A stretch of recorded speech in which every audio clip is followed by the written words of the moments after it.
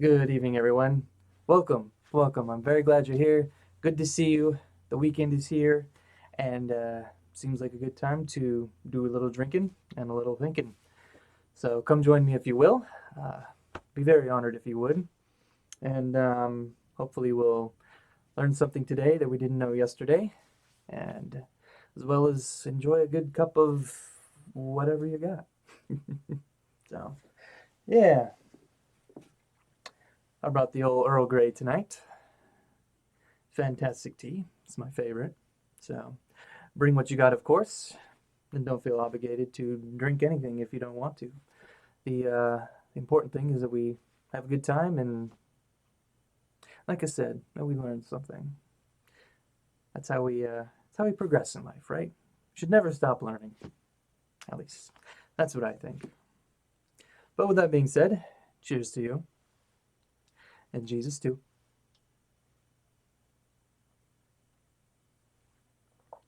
Mm. Earl Grey and honey. It's right on the money. I know it's terribly cheesy, but we love it, right? Anyway, um, wanted to talk to you today about something interesting I've read about the income tax, and something I've been saying for quite some time. Other people have been saying it too, but I don't think the point has gotten across. I don't think people quite understand or get it. And this article came out recently. It's pretty long. I'm only going to read the highlights, but it's from a nonprofit. I think they're a nonprofit. They're called ProPublica, and they're a leftist site. So obviously, some of the things they say are embellished and not truthful. However, the gist of it is true. And they found out that rich people aren't paying very much taxes. So, that being said, let's see. Yeah, the article they wrote is called The Secret Irs Files. Trove of never before seen records reveal how the wealthiest avoid income tax. And it's by Jesse Eisinger, Jeff Ernst, I can't even say that, Jeff E., and Paul Keogh. And yeah, super long. Like I said, I'm only going to do the highlights, but let's dive right into it. And I think you're going to find this really interesting. So, the article reads as follows. ProPublica has obtained a vast cache of IRS information showing how billionaires like Jeff Bezos, Elon Musk, and Warren Buffett pay little in income tax compared to their massive wealth. Sometimes, even nothing. In 2007, Jeff Bezos, then a multi-billionaire and now the world's richest man, did not pay a penny in federal income taxes. He achieved the feat again in 2011. In 2018, Tesla founder Elon Musk, the second richest person in the world, also paid no federal income taxes. Michael Bloomberg managed to do the same in recent years. Billionaire investor Carl Icahn, I'm going to say Icahn, did it twice. George Soros paid no federal income tax 3 years in a row.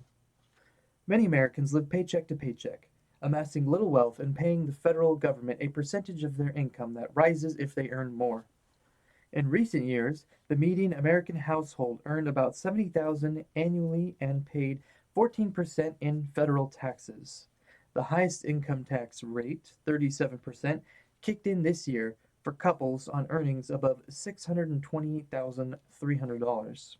America's billionaires avail themselves of tax avoidance strategies beyond the reach of ordinary people. Their wealth derives from the skyrocketing value of their assets, like stock and property. Those gains are not defined by U.S. laws as taxable income unless and until the billionaires sell. It's a completely different picture for middle class Americans. For example, wage earners in their early 40s who amassed a typical amount of wealth for people their age. From 2014 to 2018, such households saw their net worth expand by about 65,000 after taxes on average, mostly due to the rise in value of their homes.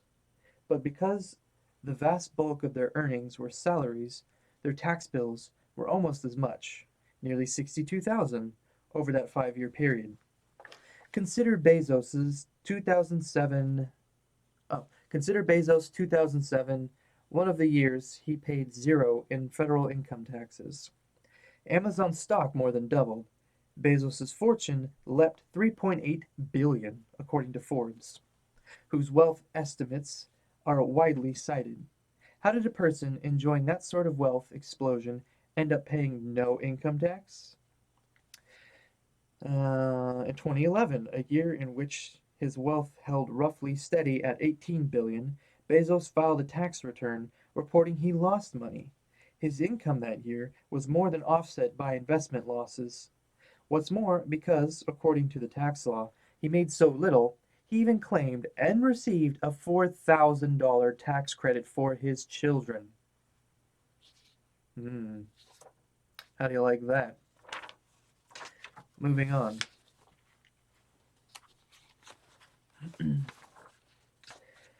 The idea of a regular tax on income, much less on wealth, does not appear in the country's founding documents. In fact, Article 1 of the U.S. Constitution explicitly prohibits direct taxes on citizens under most circumstances. This meant that for decades, the U.S. government mainly funded itself through indirect taxes, tariffs and levies on consumer goods like tobacco and alcohol. The Supreme Court had rejected an 1894 law that would have created an income tax, so Congress moved to amend the Constitution. The 16th Amendment was ratified in 1913 and gave the government power to lay and collect taxes on income from whatever source derived. In the early years, the personal income tax worked as Congress intended, falling squarely on the richest. In 1918, only 15% of American families owed any tax. The top 1% paid 80% of the revenue raised, according to historian W. Eliot Brownlee. Aggressive new laws would likely inspire new, sophisticated avoidance techniques. A few countries, including Switzerland and Spain, have wealth taxes on a small scale. Several, most recently France, have abandoned them as unworkable. Opponents contend that they are complicated to administer, as it is hard to value assets, particularly of private companies and property. What it would take for a fundamental overhaul of the U.S. tax system is not clear, but the IRS data obtained by ProPublica illuminates that all of these conversations have been taking place in a vacuum. Neither political leaders nor the public have ever had an accurate picture of how comprehensively the wealthiest Americans avoid paying taxes. Buffett and his fellow billionaires have known this secret for a long time. As Buffett put it in 2011, there's been a class warfare going on for the last 20 years, and my class has won. And there you have it.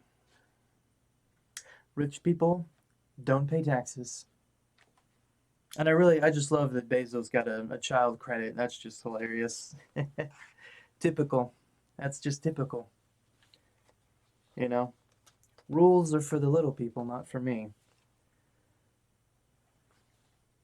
Yeah, and I mean Buffett, I mean, he hit the nail on the head. There's been class warfare going on. He says 20 years, but it's been going on since 1913.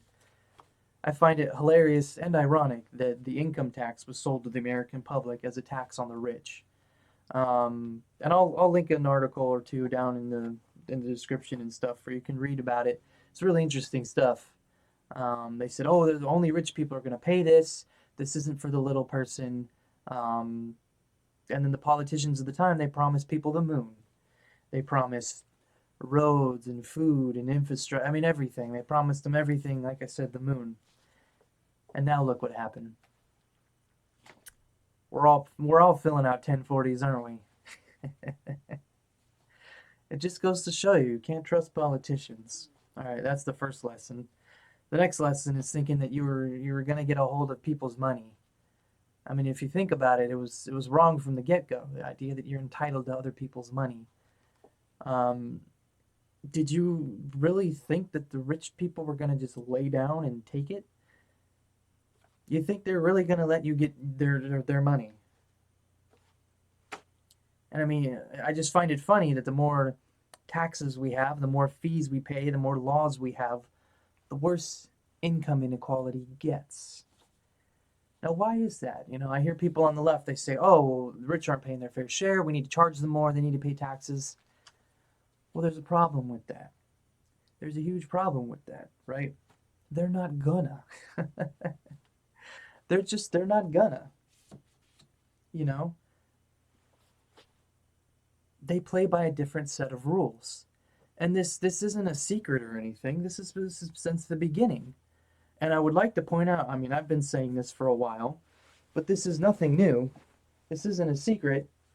I got two books here. One I read, I'm going to link it. I did a video on this book earlier. It's all spelled out. None Dare Call It Conspiracy by Gary Allen, Larry Abraham.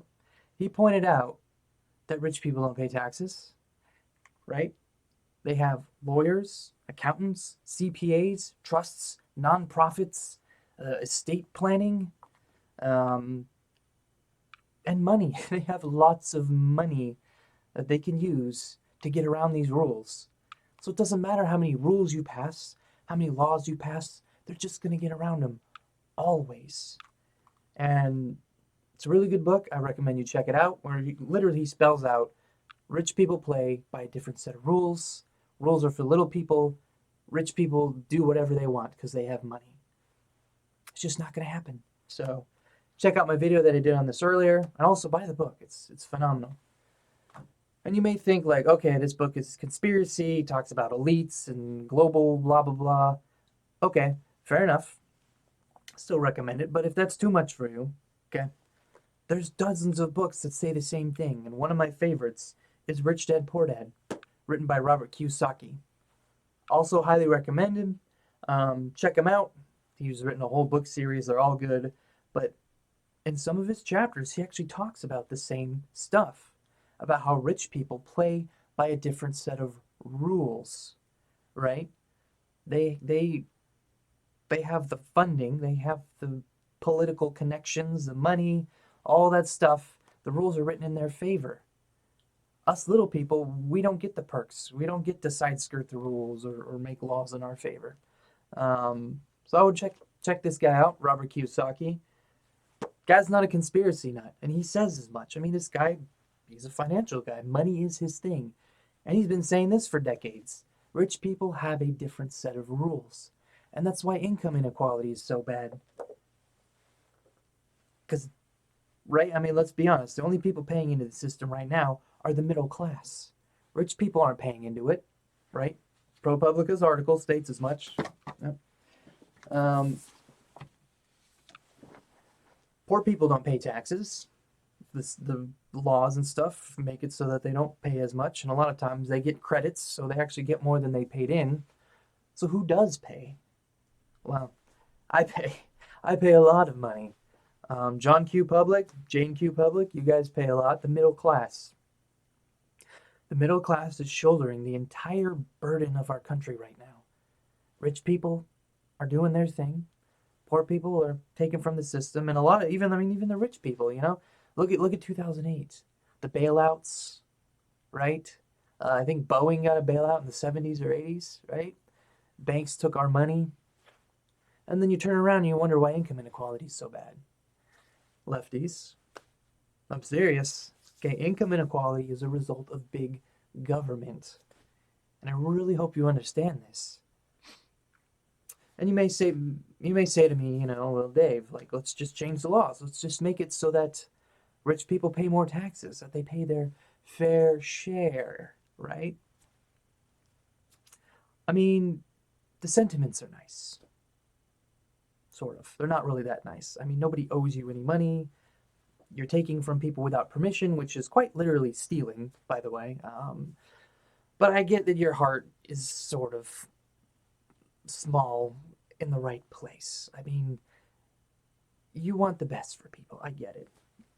However, I would like to point out that this is the result. What's happening now is the result of your type of thinking. You wanted rich people to pay everything. This is exactly what happened in 1913. And today is the result. Rich people aren't paying anything. Middle class people are paying for everything. And whatever the middle class can't afford, the Federal Reserve steps in and prints money and ruins our purchasing power, makes it harder for us to, live. Buy groceries, gas, the cost of which goes up because the Federal Reserve messes with the economy. Rich people don't care because they own houses and real estate and stocks and bonds. It drives up those prices. So once again, income inequality gets worse because of government meddling. I don't know what to tell you, lefties.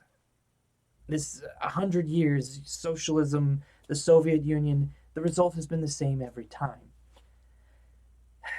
You gotta stop. You gotta stop. Please. Look around you.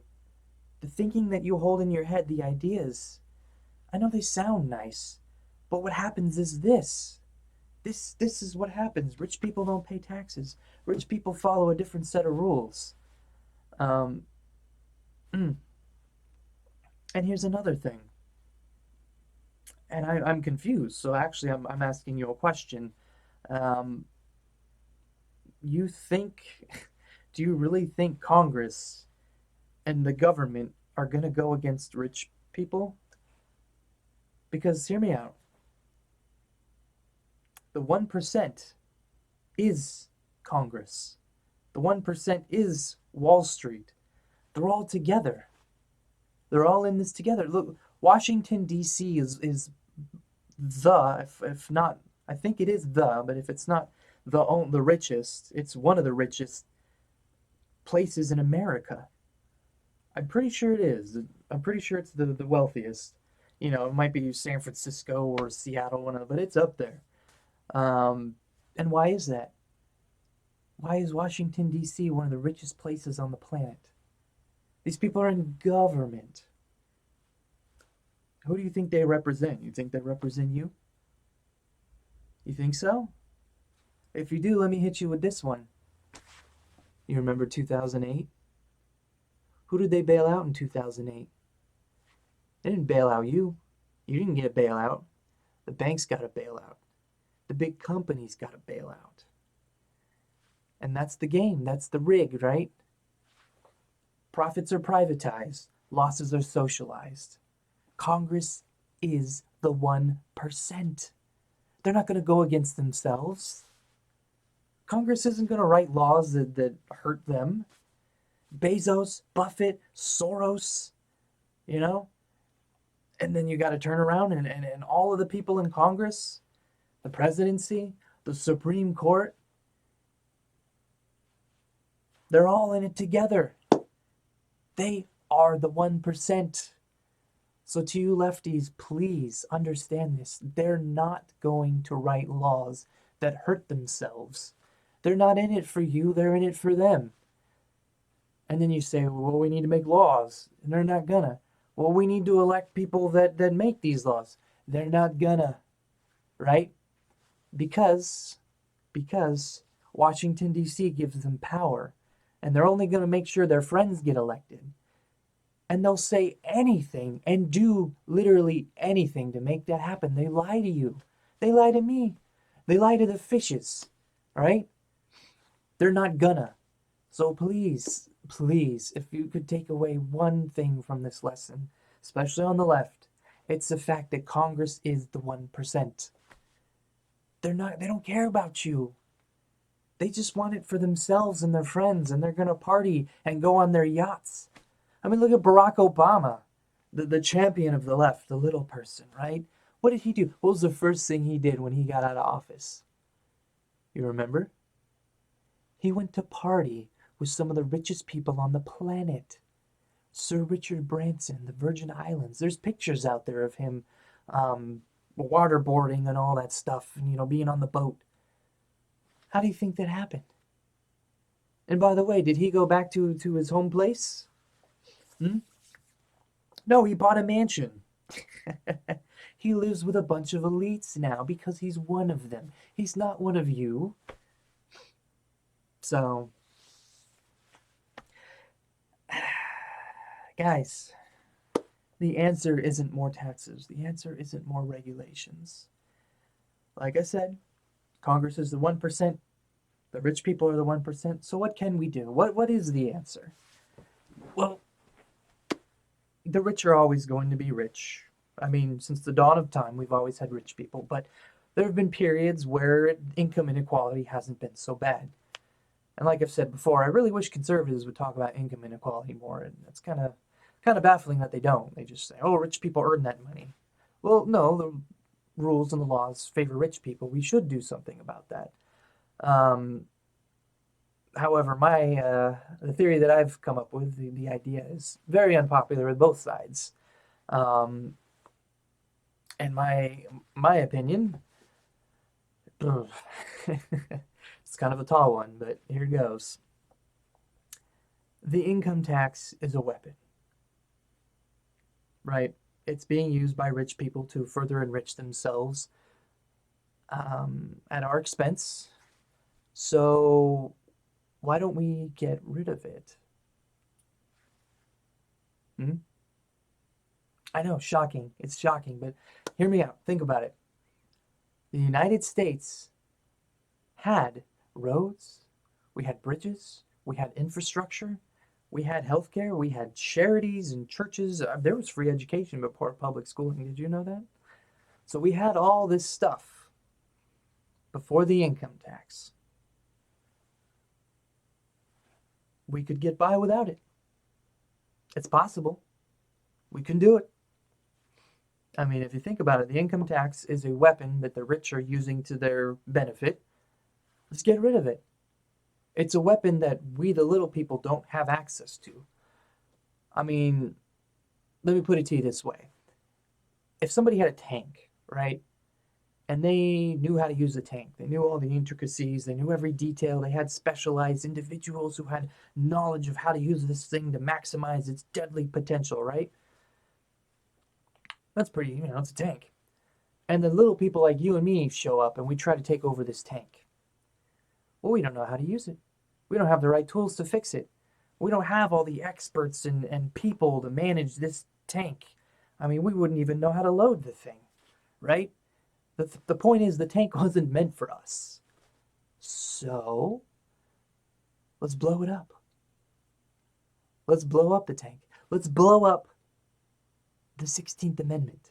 Let's get rid of it. The income tax, the IRS, all of it. Let's do away with it. And another point I wanted to bring up, I'll link it below. The IRS, that's another thing. The IRS targets little people. They target middle-class people. Now, why do you think that is? Once again, the answer is because rich people have lawyers, accountants, CPAs, all manner of staff and employees at their disposal to fight the IRS. So why would the IRS go after them? They want to go after the low-hanging fruit. You and me. We don't pay our taxes. We're going to go to jail. We're going to get fined. We're going to get our stuff taken from us and sold, for the public good.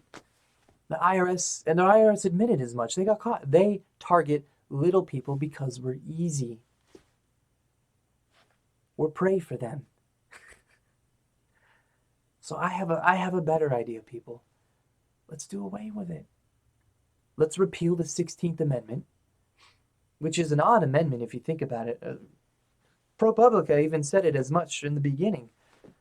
The Constitution doesn't authorize an income tax.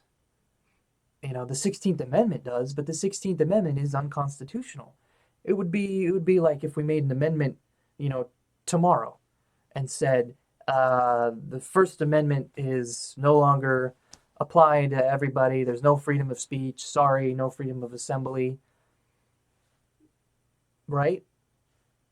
You can't just make an amendment that does away with that stuff. Well, I guess you can, but it's wrong. It's still wrong, right? Like if they made that amendment and said there's no more freedom of speech, I wouldn't follow it. And I hope you wouldn't either. It's wrong. Taking away people's freedom of speech is morally wrong. It's not just something we do just because it sounds nice or it's a great idea. No, it's morally wrong to prevent people from speaking, right? Except for calls to violence, but we all know that. Don't be silly. Yeah, the 16th Amendment is basically the same. It says, hey, this thing in the Constitution that says you can't make direct taxes, They struck it down. Civil War, they had an income tax. They struck it down. Um, the 16th Amendment is unconstitutional. So let's get rid of it. I mean, and then once we get rid of it, get rid of all these taxes and laws and regulations that come with it.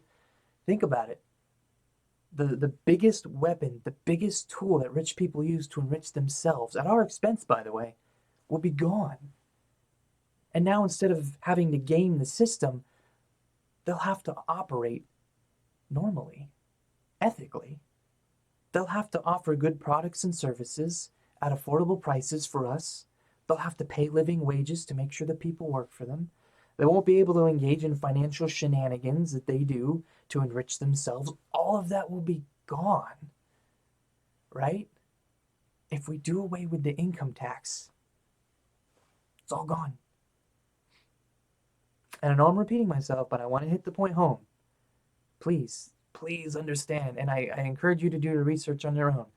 Before 1913, before the income tax, before all these taxes, gas tax, payroll tax, the thousands of taxes we pay, we had all this stuff. We had it all. We had roads and bridges and infrastructure. So we'll just go back to that. It could work. It really could. And I would encourage you, please, don't just listen to me. I'm going to leave some links below for you to do the research on your own, but seriously, go to your favorite search engine and look this stuff up. The information's out there. It's here. It's here. It's here. It's everywhere. It's the wonderful thing about the internet. I know I rag on the internet, people rag on the internet, but never before has this information been so publicly available. All you got to do is look. So anyway, I think that about covers it. I know a lot of people think that's radical and extreme and this and that, and I'm fine with that. I really am. I'm a student of history, and I've looked back in history and ideas that work, ideas that don't work. To me, it just seems common sense. History is our guide.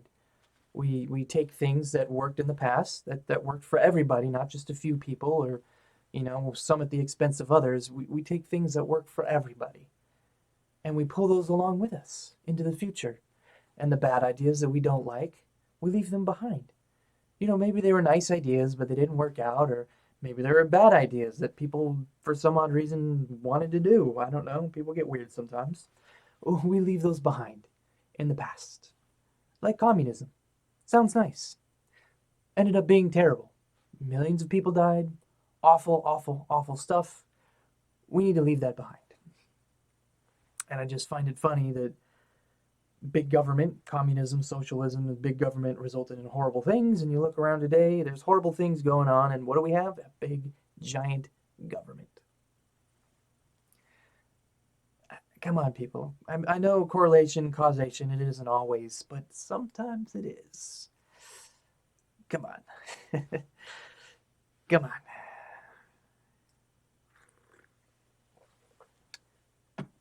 Anyway, covered a lot, I know, really long-winded, but I really want you to understand that, just to recap, rich people don't pay taxes, the laws are in their favor, we the little people pay everything. Eventually everything's going to break because Congress keeps promising more and more and more, and rich people keep exempting themselves more and more and more. The people at the bottom end of the spectrum, the lower income people, they want more and more and more. And Congress just spends money that they don't have. So eventually, it's all going to blow up. I'm telling you, it's all going to blow up. It'll keep going on until it can't.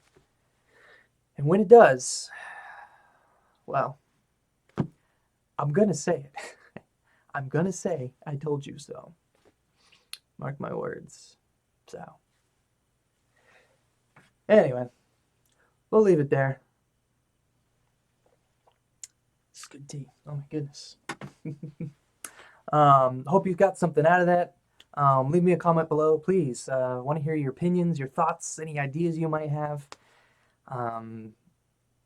interesting stuff. I think it's interesting. But let me know if this is boring. I mean, I guess we'll talk about something else. So, um, yeah.